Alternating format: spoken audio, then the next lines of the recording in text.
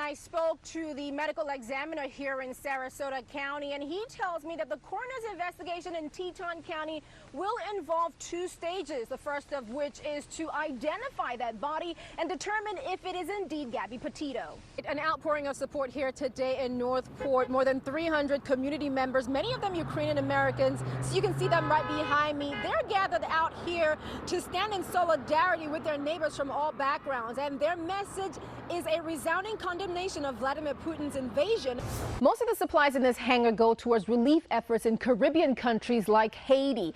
A lot of it is also going to missionaries who live there. This kidnapping, though, is likely going to change the way they live and the way they do their missionary work. Seeing the sign come right back up at your local beach is very irritating. But you know what's more irritating?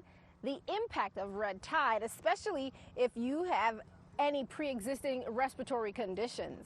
We have been out here all day looking to see if there's any possibility of law enforcement activity here. So far, we haven't seen any, as the FBI and the local police, as you said, continue searching for Brian Laundrie over at the Carlton Reserve. But so far, we're getting some more information now about some of the people who saw Gabby Petito just before her death. As the search for Gabby Petito's fiance, Brian Laundrie, continues today. Let's get right to our Adaure Achumba, who is live there this afternoon. Adaure, what's happening out there?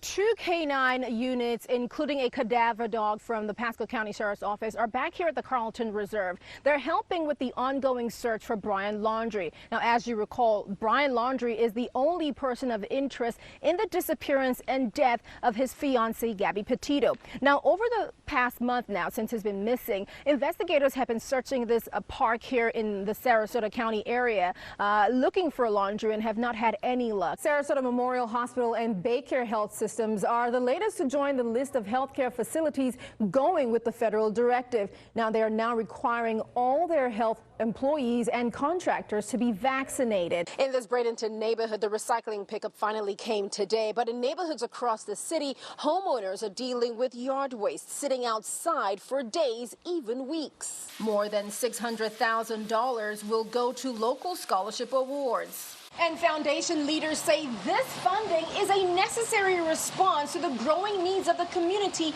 brought on by the pandemic. Whether it's watercolor, acrylic, or mixed media, you can find different types of local artists expressing themselves here at the Creative Liberty Studio and creating masterpieces. And that high demand is driving up the recent shortage. And technically, since there's only one Santa, he can't possibly be everywhere without the Christmas miracle. Investigators are back at the reserve today. What are they still looking for?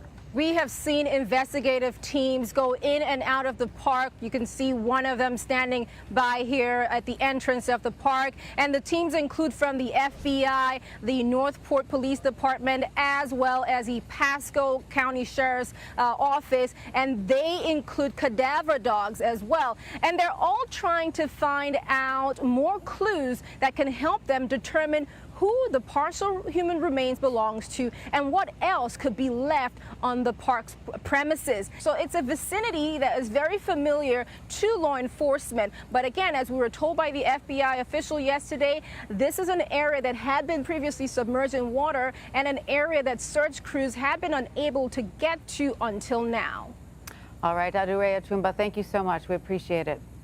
Sarasota County detectives say the incident happened in one of the shopping center parking lots right here on Stickney Point Road. The 21-year-old woman living with autism was inside a car waiting for her mom, who had gone into one of the stores. Detectives say that's when the mother came out 10 minutes later, only to find the suspect on top of her daughter. Wow, that's shocking. Yeah, that's shocking. Pizza shop owner John Diatria said he got a visit from a Sarasota Sheriff's detective Wednesday. I learned the night before there was some kind of problem in the parking lot. He didn't tell me why, because he said it was under investigation, but he wanted to know if I saw anything. I didn't see anything.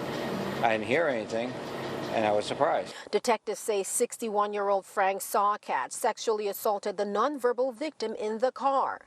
With the help of a witness, deputies say they found him intoxicated in a wooded area nearby. He now faces sexual assault and kidnapping charges. It's terrible and hard to believe. I've been working here since October, and never seen or had any problems. According to court records in Ohio and Florida, Sawcatch has had many problems with the law.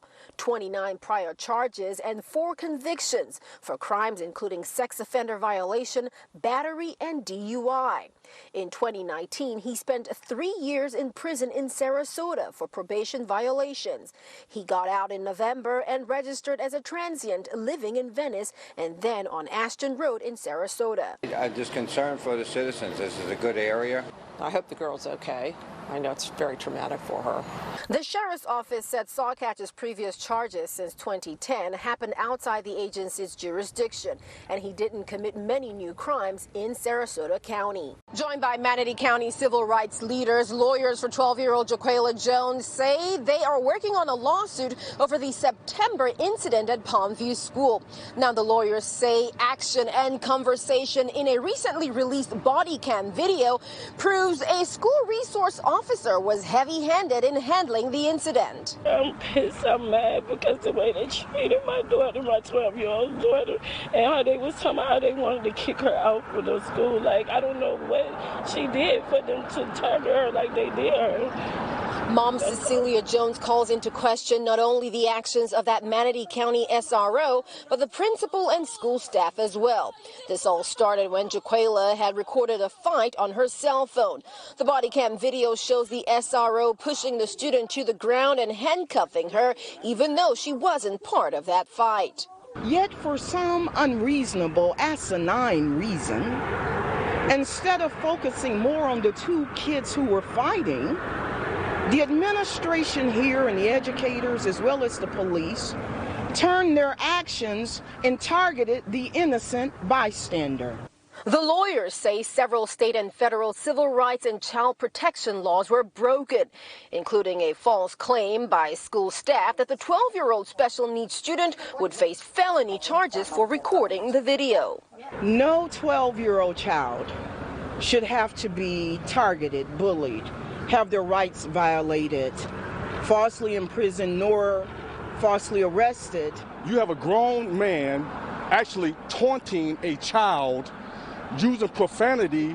In a statement released by the Manatee County Sheriff's Office, a sheriff's spokesperson said the deputy took great care trying not to hurt her as she was struggling, and that the student was not arrested because of violation of a school policy, but rather the battery she committed on the deputy and staff member. That was a hurting thing to see your daughter getting tortured like that by grown people.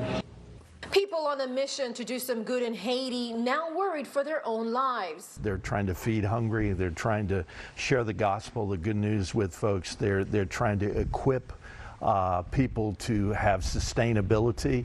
The group of 17, including 5 children and 12 adults, was kidnapped Saturday by notorious gang 400 Mawozo. Alan Spear of Agape Flights works with mission groups flying supplies into Haiti. He is familiar with the gang's activities. What kind of danger are these missionaries in? They are in imminent danger. The gang, he says, targets anyone, especially foreigners. They're pretty ruthless in they're watching people that they think have some sort of substance or money. They often see supplies heading to remote parts of the country. Most of the supplies in this hangar go towards relief efforts in Caribbean countries like Haiti. A lot of it is also going to missionaries who live there. This kidnapping, though, is likely going to change the way they live and the way they do their missionary work. Certainly, it's very much on high alert status. Where they go, how they travel, who they trust. All of those things have to come into their thoughts because we want them to be safe. Spear is hoping for a positive outcome as negotiations for the missionaries' release continue. That's what we not only hope for but pray for and want. And I have assurances that that's what is happening with both the government of Haiti and the government of the United States.